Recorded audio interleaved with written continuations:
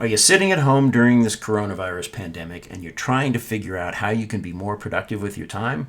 Well, I know I certainly am. This is not at all what I expected to be doing this month, but it's a really important practice. We need to stay home and I absolutely support it, and I'm trying to think of ways to be more productive with my time.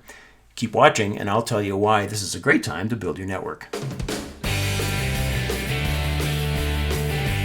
Hey everybody, Dave Giltner with TurningScience. Today I want to talk about a really productive way to use your time during the social distancing and stay-at-home practices that are so important for us to be following right now. Build your network. Now, does it sound a bit crazy that building your network is a good thing to do during a time when you can't even get close to people? Perhaps. But of course, there are a lot of potential contacts who don't live near where you do anyway, and now is actually a great time to reach out and connect with them. Here are 3 reasons why I think now is a really good time to network. Reason number 1, you could help somebody else. Now, if you saw my last video on dealing with uncertainty, one of the recommendations I made for helping you deal with these uncertain times is to help somebody else. How to do that? Informational interviews.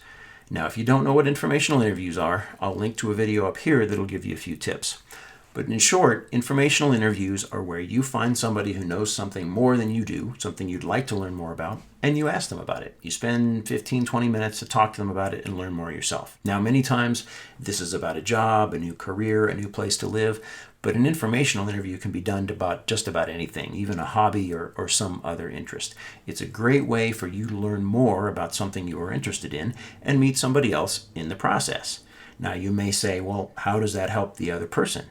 The fact is, people like to talk about themselves. And if somebody's sitting at home feeling down, feeling unsure about the future, not sure what to do next, and you contact them and say, hey, could you spend 15-20 minutes to talk about something that you do that I think is really cool? That's a great pick-me-up. Heck, you could be the only person they talk to that day. You could make their day. Wouldn't that be cool? Reason number 2, by staying busy and having a plan to continue being productive, you make a really good impression. Many of us are feeling distracted and unsure during this period, but it's an opportunity for you to show that you have not been completely derailed by this current crisis. You communicate that, yes, I'm staying home, I'm being responsible and protecting others, and I found a great way to capitalize on the time. That always makes a great impression. Reason number 3, it makes a really great story for when all of this is finally over. Look, people are going to ask you, what did you do during the quarantine period? Do you want to tell a story like, it really sucked and I'm just glad it's over? Or would you rather tell a story along the lines of, it was a really challenging time, but I decided to be creative and I found some really interesting ways to be productive with my time.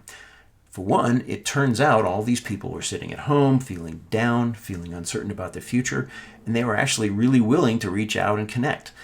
It wasn't an easy time, but I built a lot of new connections during the time, and I'm really proud of how I invested that time. Boy, that makes a great story. So those are my 3 reasons why I think now is actually a pretty good time to network. But I have one really important caution for you as well.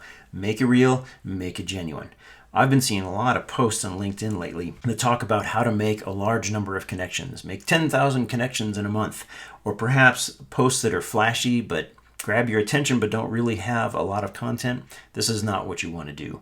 These are all based on quantity, not on quality, and they are not the way to build a strong network that can work for you. If you contribute things, if you post things or send people things in the spirit of networking, make sure they are things that actually have value, that mean something to you. Now, is that hard? Yeah. Does it require creativity? Yeah, probably so. But therein lies the value.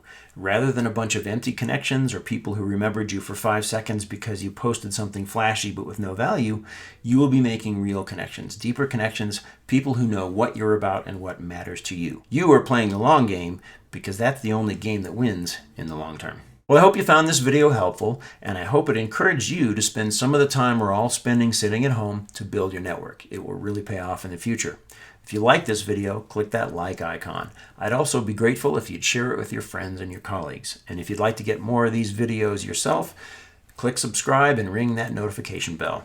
Thank you for watching. When all this is over, we can get back out there and turn science into things people need.